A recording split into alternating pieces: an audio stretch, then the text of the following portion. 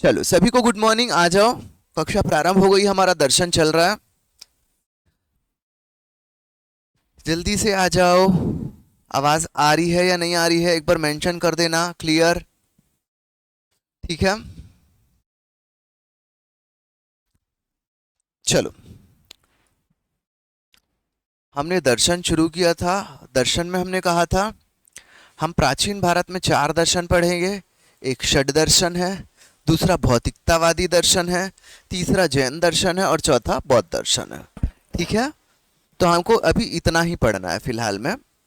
मध्यकालीन वाले में सूफीज्म और भक्तिज्म वाला जो भी है वो गुलनाज मैडम ने पढ़ा चुके हैं। ठीक है, बट स्टिल जो कुछ बचा होगा उसको मैं करवा दूंगा। ठीक है, चलो लिखो, हेडिंग डालो, भौतिकतावादी दर्शन। क्या डालोगे हेडिंग? भौतिकतावादी दर्शन। भौतिकतावादी दर्शन, भौतिकतावादी दर्शन। ठीक है, भौतिकतावादी दर्शन। भौतिकतावादी दर्शन जैसे नाम से आप सुन रहे हो, मतलब सांसारिक मोह माया और हम संसार से जुड़े हुए हैं। हमारा मोक्ष प्राप्त करना हमारा क्या है? हमारा लक्ष्य नहीं है। मोक्ष प्राप्त करना हमारा लक्ष्य नहीं है, बल्कि सांसारिक सुख प्राप्त करना हमारा लक्ष्य है। इसको हम पढ़ते हैं भौतिकतावादी दर्शन में। क्लियर है? इसमें हम फिर से 6 दार्शनिक को पढ़ेंगे। तो आप क्या करना, एक टेबल बना लेना, मतलब 2 पार्ट में। हम ब्रेल लिपि में शायद 3 वगैरह में नहीं बना पाएंगे, तो हम ब्रेल में सिर्फ 2 बनाना। ठीक है, पहले तरफ में आप क्या लिखना? दार्शनिक। और दूसरे तरफ में क्या लिखना? दर्शन। मतलब दार्शनिक का नाम क्या है और उनका दर्शन क्या है। ठीक है, उसको मैं बताऊंगा। उसको आप क्या करना, ऐसे 2 कॉलम में लिखते जाना। ठीक है,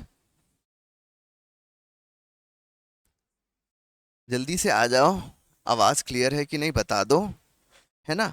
और जैसे जो भी डाउट रहेगा ना, आप नीचे कमेंट बॉक्स में लिख के डाल देना।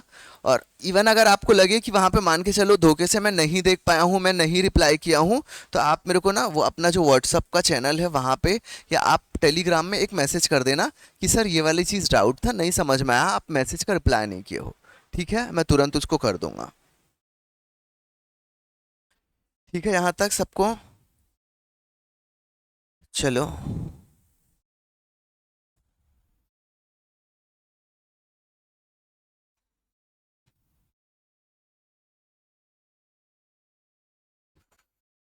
एक कॉलम में दार्शनिक लिख लो और दूसरे में उनका दर्शन, है ना।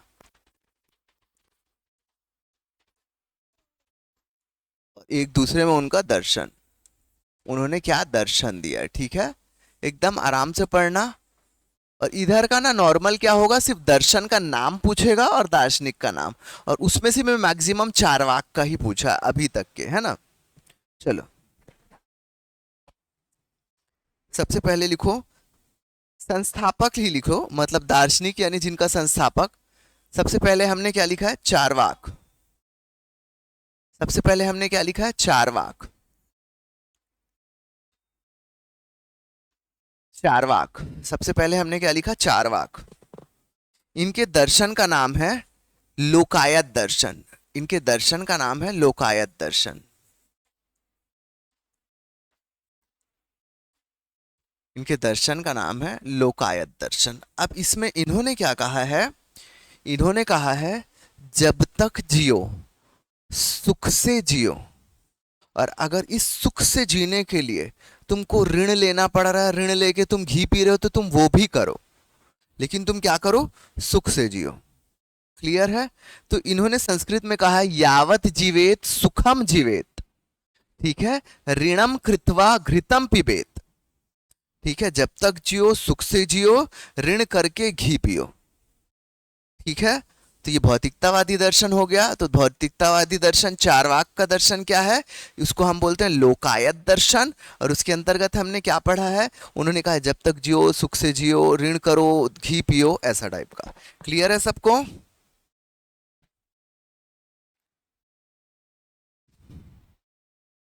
ठीक है, बस आपको इतना ही याद रखना है। तो दार्शनिक या संस्थापक कौन है? चारवाक हैं। उनके दर्शन का नाम है लोकायत दर्शन, और उसमें क्या दिया है आपको एक लाइन में समझ में आ गया। क्लियर है सबको? आपको बस इतना ही याद रखना है प्री के हिसाब से। दूसरा लिखो मखली गोसाल। मखली गोसाल।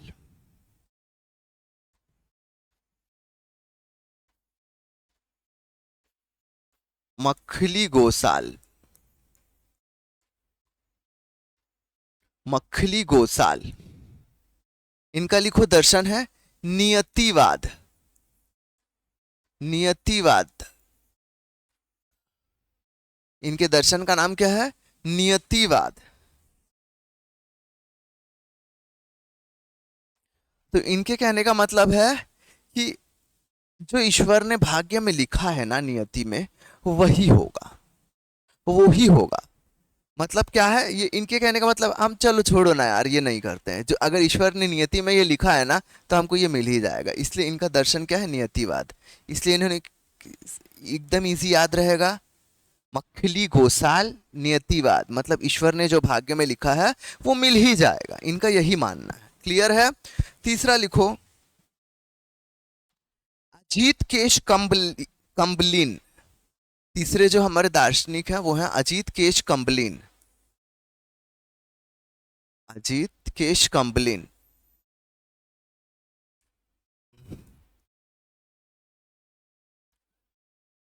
अभी तक की ये सब ज्यादा पूछा तो नहीं है, लेकिन ये है चारवाक का 2-3 बार पूछ चुका है, लेकिन हम पूरा लिख लेते हैं।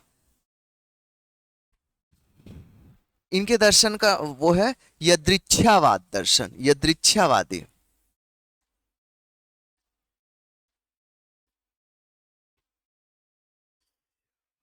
यदृच्छावादी। यदृच्छावादी। यदृच्छावादी लिख लो या तो। यदृच्छावादी। यदृच्छावादी। ये कहते हैं कि कुछ नियम ये सब फॉलो करने का मतलब नहीं है। यदृच्छा, जैसी आपकी इच्छा है वैसा जियो, जैसी आपकी इच्छा है वैसा कर्म करो, जैसी आपकी इच्छा है। मतलब यदृच्छा इन्होंने इच्छा पे छोड़ दिया है। कि इन्होंने अजीत केश कंबलानी ने इन्होंने क्या कहा? यदृच्छावादी सिद्धांत दिया है, मतलब जैसी इच्छा करे वैसा करो।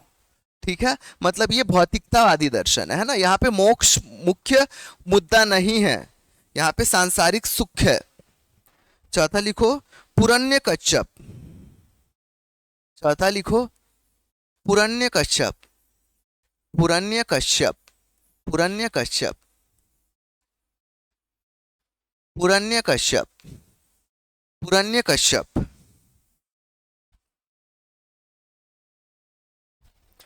ये है इनका दर्शन जो है वो घोर अक्रियावादी है। घोर अक्रियावादी।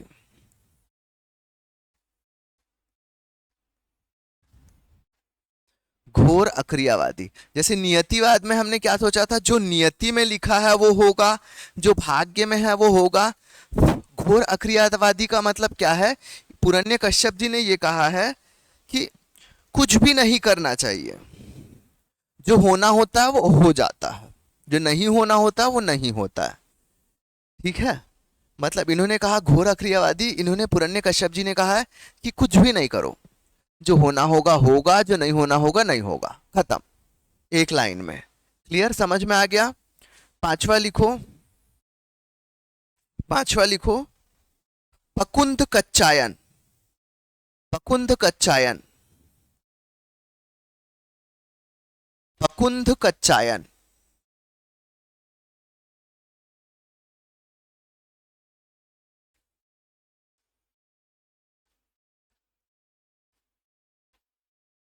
पकुंद कच्चायन।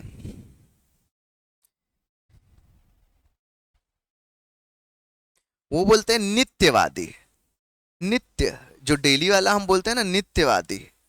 नित्य ये कर्म करना चाहिए, नित्यवादी। तो इनका मानना है जो प्रतिदिन चीजें होती है ना वही ही होंगी। ठीक है? जो नित्य चीजें होती हैं दिन प्रतिदिन वही ही होंगी, इनका यही ही दर्शन है ना। मतलब और भी अच्छा है, मतलब ये मत सोचना कि मैं नेगेटिव वे में बोल रहा हूँ। इनका दर्शन में आपको यही ही याद रखना है अभी। ठीक है? छठवा लिखो संजय विठल विलट्ठी पुत्र, संजय विलट्ठी पुत्र लिखो या तो, है ना, संजय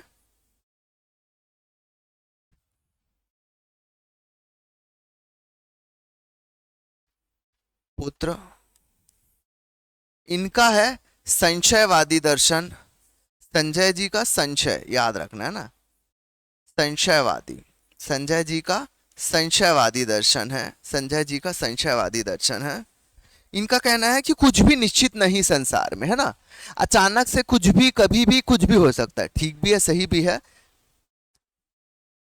ठीक है। तो संजय विट्ठली पुत्र इनका क्या है, संशयवादी, ठीक है।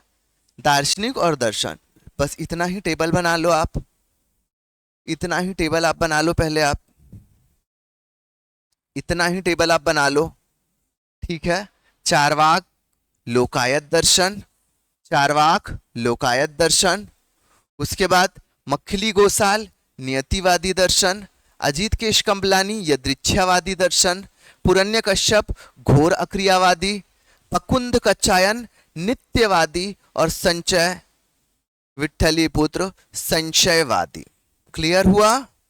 बस इसका ना, बस मेन मेन नाम, दार्शनिक उनका दर्शन, दार्शनिक उनका दर्शन, बस इतनी ही चीज आप याद रखना। क्लियर है? चलो यहां तक हो गया, यहां तक हो गया।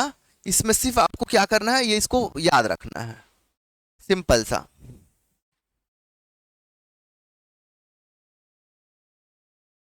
अब हम क्या करेंगे, लिखेंगे जैन दर्शन।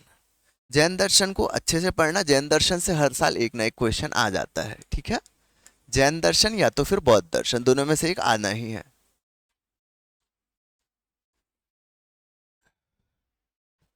जैन से आया तो जैन से, बौद्ध से आया तो बौद्ध से, दोनों में से एक आएगा, पर आएगा कंफर्म है।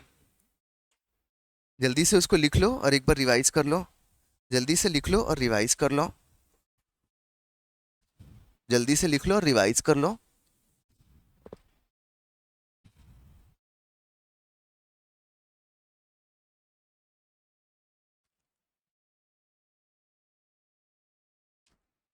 चलो, जैन दर्शन में क्या दिया गया है, त्रिरत्न का सिद्धांत दिया गया है ना, याद रखना। जैन दर्शन में किसका सिद्धांत दिया गया है, त्रिरत्न का। जैन दर्शन में त्रिरत्न का सिद्धांत दिया गया है, किसका, त्रिरत्न का, त्रिरत्न सिद्धांत दिया गया है, त्रिरत्न सिद्धांत दिया गया है, ठीक है। जैन दर्शन में त्रिरत्न का सिद्धांत दिया गया है। कौन सा है वो त्रिरत्न, सम्यक ज्ञान, सम्यक ज्ञान, दूसरा, जैन दर्शन में त्रिरत्न का सिद्धांत दिया गया है, सम्यक ज्ञान,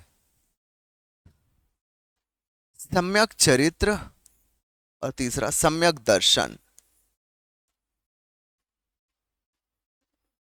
दर्शन, ठीक है। हमने क्या कहा, मोक्ष प्राप्त करना हम वर्ड यूज करते हैं, लेकिन जब हम स्टैंडर्ड लेवल में किसी अलग अलग मजहब या धर्म को पढ़ेंगे तो वहां पे एक पर्टिकुलर अलग वर्ड यूज करते हैं, है ना। तो यहाँ पे हम ये क्या यूज करेंगे, मोक्ष प्राप्त करने के लिए लिखो कैवल्य को प्राप्त करना। इनका उद्देश्य क्या है, कैवल्य को प्राप्त करना, कैवल्य, है ना, याद रखना, कैवल्य प्राप्त करना, कैवल्य प्राप्त करना, है ना। यहां पे हम क्या बोलेंगे, कैवल्य बोलेंगे, मतलब मृत्यु को प्राप्त करना हमारा क्या रहता है, यहाँ पे लक्ष्य रहता है। तो लिखो ज्ञान के माध्यम से कैवल्य को प्राप्त किया जा सकता है, ज्ञान के माध्यम से कैवल्य को प्राप्त किया जा सकता है। कैवल्य प्राप्त करना, कैवल्य कैसे प्राप्त कर सकते हैं, तो लिखो ज्ञान के माध्यम से, ज्ञान के माध्यम से कैवल्य प्राप्त किया जा सकता है, ज्ञान के माध्यम से कैवल्य प्राप्त किया जा सकता है।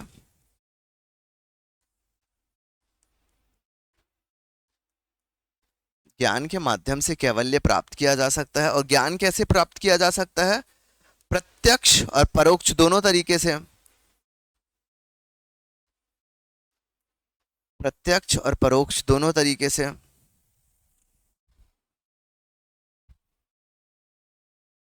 ठीक है, यहां तक आया समझ में?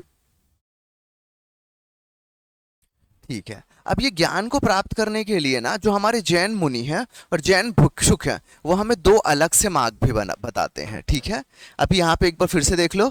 जैन दर्शन में त्रिरत्न का सिद्धांत दिया गया है, सम्यक ज्ञान, सम्यक चरित्र और सम्यक दर्शन। उसके बाद उन्होंने क्या कहा है कि कैवल्य प्राप्त करना ही क्या रहता है, लक्ष्य रहता है। तो कैवल्य प्राप्त जो है किससे किया जा सकता है, तो ज्ञान के माध्यम से कैवल्य को प्राप्त किया जा सकता है। और ज्ञान प्रत्यक्ष और परोक्ष दोनों तरीके से प्राप्त कर सकते हैं, लेकिन ज्ञान के दो मार्ग बताए हैं। ठीक है, ज्ञान के दो मार्ग बताए हैं, लिखो, ज्ञान के दो मार्ग बताए हैं। जैन भिक्षुक या जैन मुनि दो प्रकार के ज्ञान के मार्ग को उन्होंने बताया है। ठीक है, जैन भिक्षुक या जैन मुनि इन्होंने ज्ञान के दो प्रकार के मार्ग को बताया है। ज्ञान के दो प्रकार के मार्ग को बताया है। ठीक है, ज्ञान के दो प्रकार के मार्ग को इन्होंने बताया है। पहला लिखो, अणुव्रत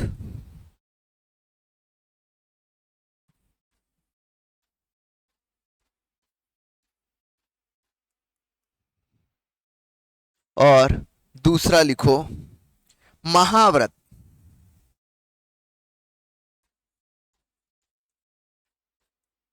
अणुव्रत और महाव्रत। ठीक है, अणुव्रत और महाव्रत।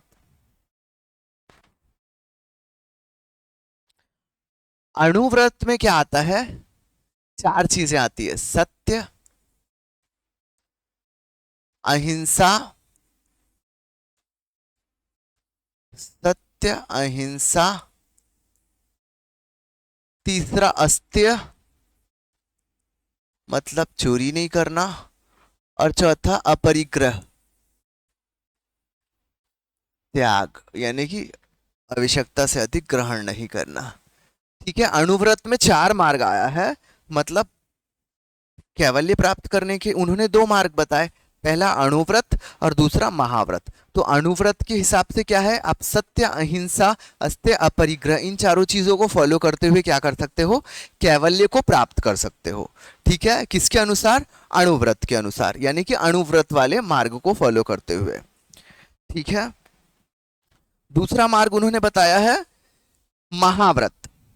महाव्रत में आपको क्या रहेगा, पांचवा जुड़ जाएगा। ठीक है, महाव्रत में क्या रहेगा, ये चारों चीजें रहेंगी, सत्य रहेगा, अहिंसा रहेगा, अस्त्य रहेगा, अपरिग्रह रहेगा, लेकिन इसमें पांचवा एक नया चीज जुड़ जाएगा, ब्रह्मचर्य। इसमें एक पांचवा चीज जुड़ जाएगा, ब्रह्मचर्य। तो जो पहला वाला मार्ग बताया गया है, जो पहला वाला मार्ग बताया गया है अणुव्रत वाला, वो सामान्य व्यक्तियों के लिए बताया गया है कि मतलब मान के चलो कोई सामान्य गृहस्थ व्यक्ति है तो वो भी क्या है, कैवल्य को प्राप्त कर सकता है इन चारों चीजों को फॉलो करके। और ये जो पांचवा महाव्रत है इसी को पंचव्रत भी कहते हैं, यानी कोई ऋषि जैन मुनि, ये जो मतलब महान व्यक्ति रहते हैं, ये लोग सत्य, अहिंसा, अस्त्य, अपरिग्रह के साथ ब्रह्मचर्य वाला भी जीवन जीते हैं, और उसके माध्यम से क्या है, मतलब कैवल्य प्राप्त होता है। क्लियर हो गया, समझ में आ गया, समझ में आ गया सभी को? महाव्रत को ही महा मतलब ज्यादा, उसी में मतलब पंच मतलब पांचवा वाला भी चीज जुड़ा है, ब्रह्मचर्य, इसी को इसलिए हम पंचव्रत भी कहते हैं। ठीक है,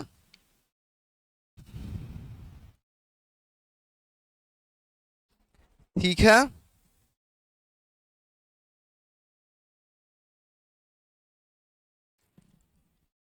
आ रहा है सबको? चलो, इससे संबंधित दर्शन और लिख लो, संबंधित दर्शन, संबंधित दर्शन, संबंधित दर्शन। ठीक है, यहां तक समझ में आ गया? अणुव्रत और महाव्रत, महाव्रत को हम पंचव्रत भी बोलते हैं। संबंधित दर्शन लिखो, इससे संबंधित हम चार चीजें देखो। हाँ, इधर वाला क्वेश्चन ना पीएससी के एग्जाम में कई बार पूछा है और ये थोड़ा डीप भी लगता है। ठीक है, ये थोड़ा सा डीप लगता है, क्योंकि जब आप जैन दर्शन पढ़ रहे हो तब तक कि आपको सही है, बौद्ध दर्शन पढ़ोगे ना तो कुछ चीज़ें क्या है ना, थोड़ी सी सिमिलैरिटी आपको लगने लग जाएगी, जबकि दोनों पूरा अलग है, लेकिन आपको कंफ्यूजन वहां पे होना शुरू हो जाता है। तो जैन दर्शन में अन्य सिद्धांत जो है उसको लिखो अनेकांतवाद। अनेकांतवाद, अनेकांतवाद। दूसरा लिखो सर्वात्मवाद। सर्वात्मवाद, अनेकांतवाद, सर्वात्मवाद। तीसरा लिखो स्यादवाद या अनित्यवाद, पहले लिख लो अनित्यवाद, मैं इसके बारे में एक एक लाइन बताऊंगा। और चौथा लिख लो स्यादवाद। सा, आधा सा, या में आ की मात्रा या और द, स्याद वाद, है ना।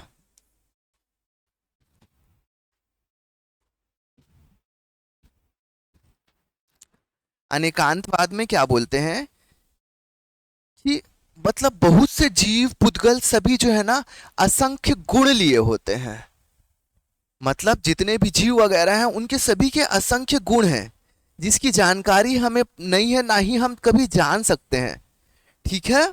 मतलब उन सभी चीजों की, संसार में बहुत सी ऐसी चीजें हैं जिनकी जानकारी लिखना असंभव है। आए दिन हम देखते हैं कि वैज्ञानिक ने ये खोजा, वो खोजा, ये खोजा, हम सब चीज से क्या रहते हैं, अनभिज्ञ रहते हैं। तो मतलब जैन दर्शन यही बोलता है कि मतलब कोई भी चीज ऐसा नहीं है कि जिसकी पूरी जानकारी हम प्राप्त कर सके, कहीं ना कहीं कोई ऐसी चीज है ही, ठीक है, जो मतलब जिसकी असंख्य जानकारी है, जिसकी जानकारी कर पाना क्या है, संभव है, मतलब इसका अंत है ही नहीं, इसलिए हम इसको क्या बोलते हैं, अनेकांतवाद। आ गया समझ में। दूसरा सर्ववाद, सर्वात्मवाद, मतलब जैन दर्शन ये बोलता है कि सभी में आत्मा है, सभी चीज में आत्मा होती है, इसलिए उसको हम क्या बोलते हैं, ये भी सिद्धांत किसका है, जैन दर्शन का। तीसरा है अनित्यवाद, मतलब संसार की सभी चीजें क्या है, अनित्य हैं, अनंत हैं, मतलब इसका कोई छोर नहीं है, अनंत है, अनित्य है, ठीक है, ये भी क्या है, जैन दर्शन है।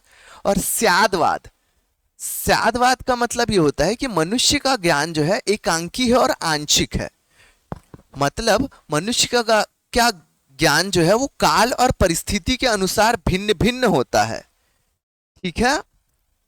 आ रहा है समझ में। स्यादवाद मतलब मनुष्य का ज्ञान एकांकी है, आंशिक है, मनुष्य का ज्ञान काल और परिस्थिति के अनुसार धीरे धीरे चेंज होते रहता है, ठीक है। और इसके लिए उन्होंने सप्तभंगी ज्ञान की अवधारणा दी है। तो सप्तभंगी ज्ञान भी जो है किससे संबंधित है, जैन दर्शन से। तो जैन दर्शन से क्या क्या संबंधित है, अनेकांतवाद, सर्वात्मवाद, अनित्यवाद, स्यादवाद और सप्तभंगी ज्ञान। सप्तभंगी ज्ञान और सप्तभंगी ज्ञान, सप्तभंगी ज्ञान, ठीक है। दर्शन वाले पोर्शन में थोड़ा सा क्या रहता है, दर्शन वाले पोर्शन में क्या रहता है, थोड़ा सा वर्ड क्लिष्ट रहता है, इसलिए छोटी छोटी क्लास लूंगा, ठीक है। चलो, तो बौद्ध दर्शन को अगली कक्षा में कंटिन्यू करेंगे। अगर किसी को मान के चलो डाउट रहे तो मेरे से ना पर्सनल मैसेज में पूछ लेना। बौद्ध दर्शन के बाद फिर अपन एमसीक्यूज भी कर लेंगे, एग्जाम में आए हुए हैं, ताकि आप लोगों का जो डाउट है वो भी क्लियर हो जाए, ठीक है। चलो, आज की कक्षा को फिर से यहीं समाप्त करते हैं, सभी से मिलते हैं अगली कक्षा में, तब तक के लिए आप सभी को शुभ दिवस।